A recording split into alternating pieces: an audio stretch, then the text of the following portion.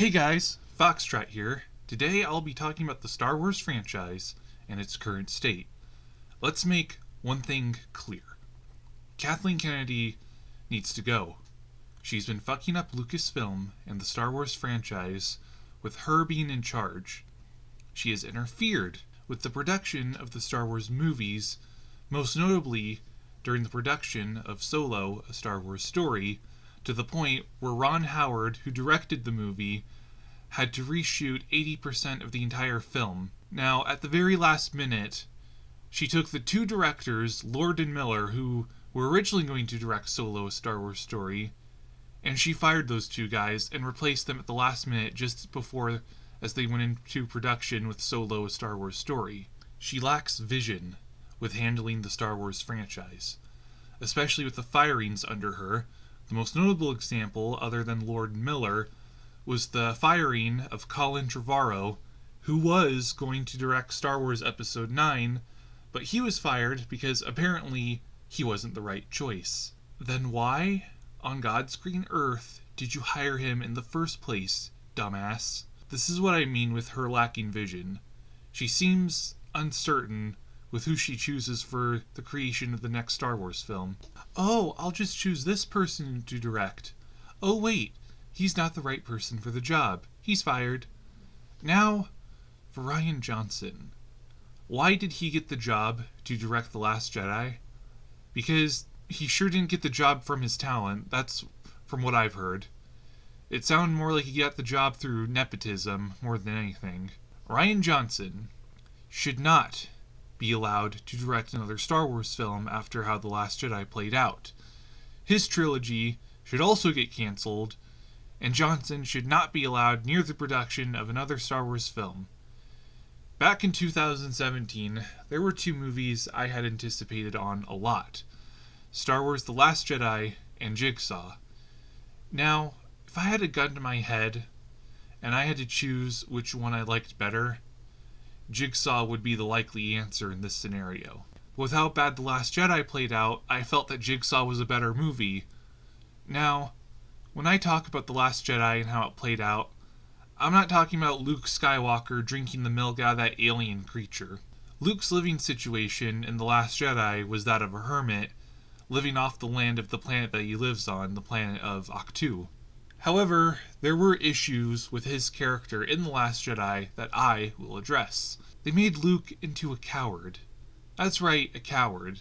Rey is starting to become more of a Mary Sue kind of character.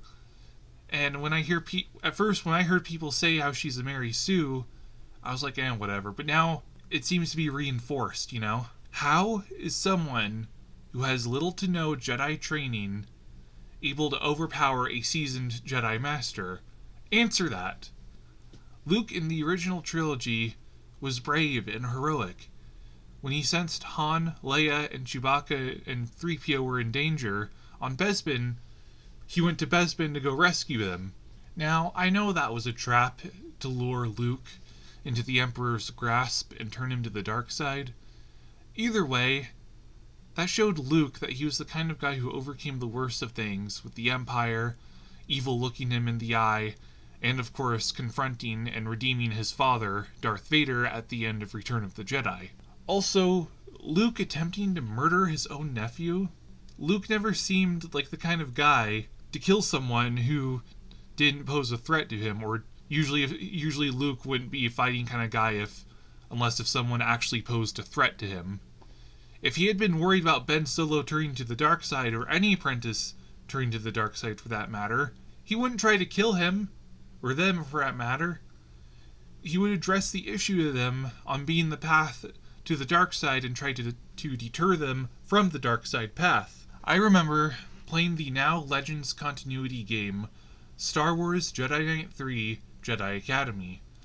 In this game, if the player chooses more than one force power, dark side force power, more dark side force powers than light side, Luke would actually warn the player about the evils that lurk in the dark side.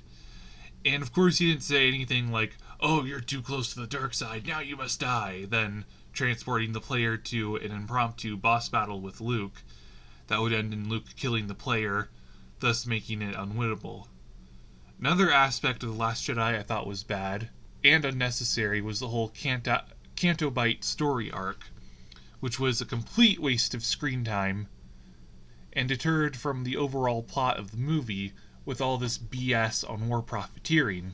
Rose Tico was also an unnecessary character, but that's all due to the shitty creative vision of writer and director Rian Johnson, and not the fault of the actress who played Rose.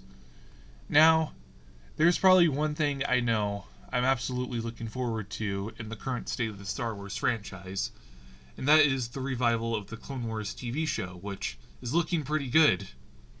However, with everything else I said before that, I feel if the franchise continues like this, I'm just going to reject the Disney canon and accept Legends as canon, and I may go as far as to reject the sequel trilogy altogether. However, being the fan that I am, I still bought the Blu-ray of The Last Jedi, but of course I was in no hurry to watch it, and I'm still not in a hurry to watch it.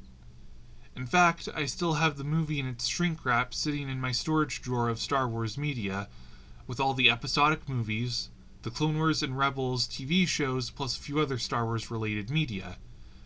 I was actually more in a hurry to watch Jigsaw on Blu-ray than I was with Star Wars, which is pretty sad. To this very day, over 230 days later since The Last Jedi hit theaters, and about 5 months since buying the Blu-ray, I only bought the Blu-ray just for completion's sake. I originally wanted to do a reaction video to the new Star Wars Resistance trailer, but I began to rethink some things I said when making that video, and I decided not to upload it because of after hearing other viewpoints on the video on the trailer to Star Wars Resistance, I had changed my mind. Now, by no means have I changed my mind just to fit in with the popular crowd. I had heard some valid viewpoints, and it definitely persuaded me. You know what? Star Wars is going to hell in a handbasket. Another thing, too, before I finish up here, the movies have just become more agenda-driven. Why? You know, just why? It's like, why does Star Wars have to have an agenda to it? You know, it's just become less about stories of good versus evil and the hero's journey, and more about pushing an agenda. I'm done here. Star Wars is going to hell on a handbasket. Bye. Hey guys, thanks for watching this video. Hope you all enjoyed it, and if you did, do me a big favor and smack the crap out of that like button and subscribe for more.